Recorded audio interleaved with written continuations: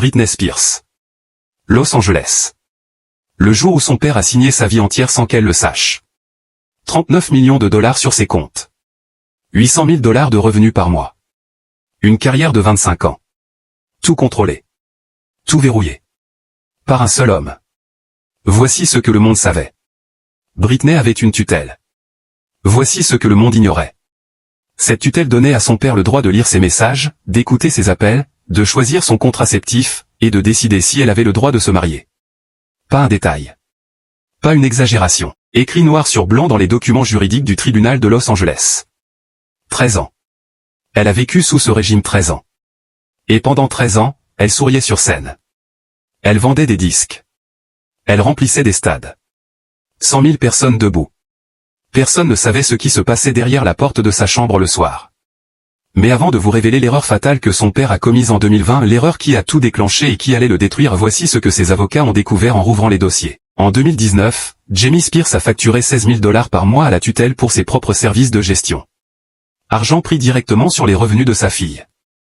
Légalement. Proprement. Validé par un juge qui ne posait plus de questions. En parallèle, il a signé un contrat de résidence à Las Vegas. 42 représentations. 50 millions de dollars garantis. Britney ne voulait pas faire cette résidence. Les témoignages l'ont prouvé plus tard. Elle a dit non. Plusieurs fois. Personne n'a enregistré ce nom. Son équipe médicale était choisie par son père. Ses médicaments étaient décidés par son père. Ses visites avec ses enfants étaient autorisées ou annulées par son père. 2 garçons. Sean et Jaden. Elle devait demander la permission de les voir. La femme la plus photographiée de la planète en 2003. Incapable de commander elle-même sa propre nourriture en 2019. Derrière les tenues de scène et les chorégraphies répétées pendant des semaines.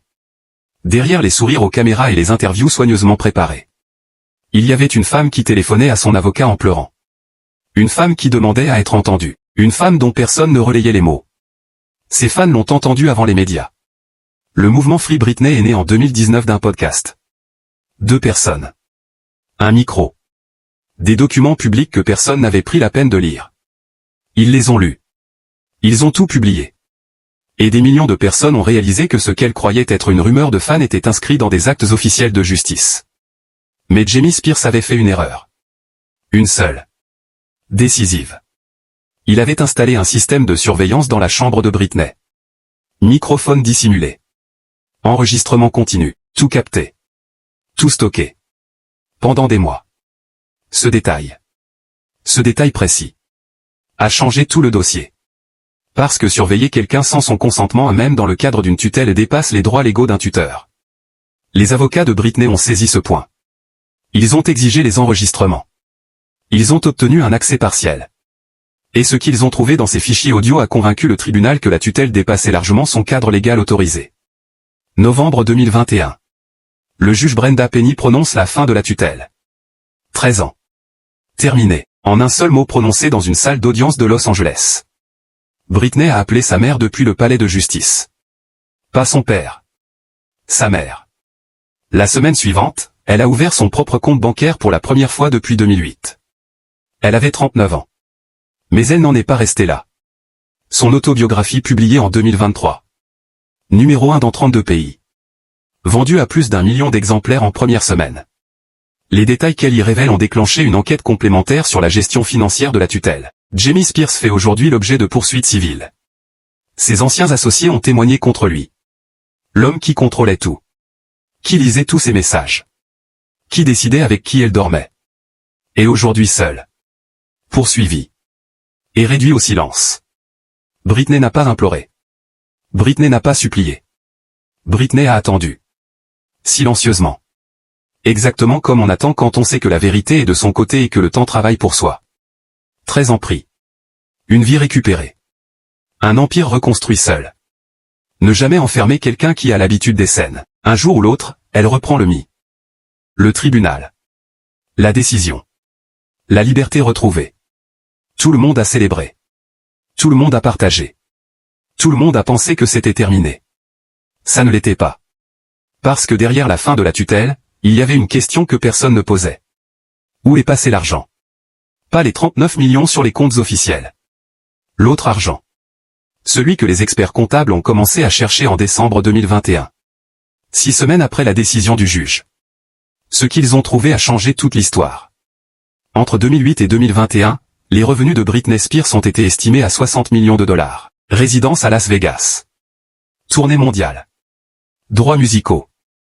Contrats publicitaires. 60 millions de dollars entrants. Sur les comptes officiels de la tutelle au moment de sa dissolution, il restait 56 millions de dollars d'actifs déclarés. Le calcul semble cohérent.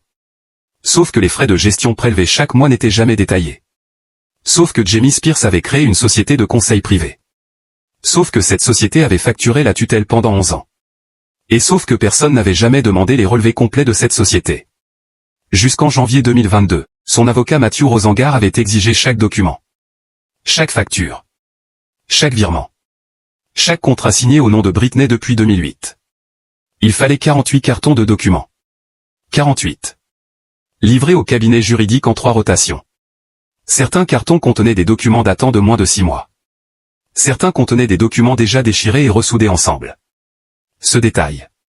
Les documents déchirés puis ressoudés.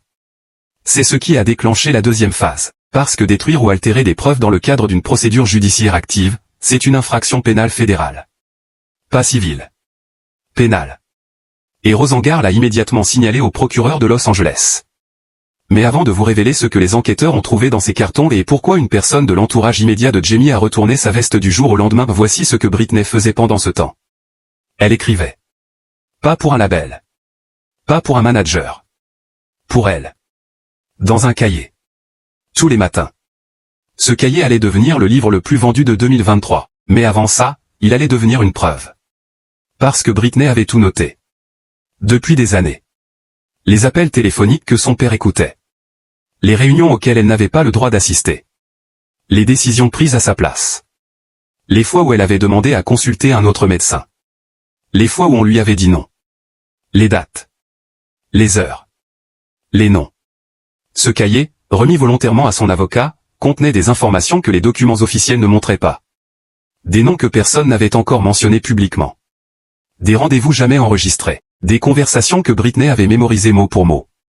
L'une de ces conversations a détruit une réputation en 24 heures. Un membre de l'équipe médicale avait dit à Britney en 2019, je cite ses propres mots dans son livre, que si elle parlait aux médias elle serait internée de force et ne reverrait plus jamais ses enfants. Directement. Explicitement. Comme ça. Cette personne a nié. Elle a ensuite modifié sa déclaration. Puis elle a cessé de répondre aux convocations. Son contrat avec le cabinet médical a été résilié 48 heures après la publication des premières révélations de l'autobiographie. Ce n'est pas une coïncidence. C'est une confirmation. Pendant ce temps, Jamie Spears faisait ce que font tous les hommes acculés. Il attaquait. Il a contacté des journalistes. Il a accordé des interviews. Il s'est présenté comme une victime. Comme un père dévoué qui avait tout sacrifié pour protéger sa fille malade. Il a utilisé le mot malade 12 fois dans une seule interview. Comptez.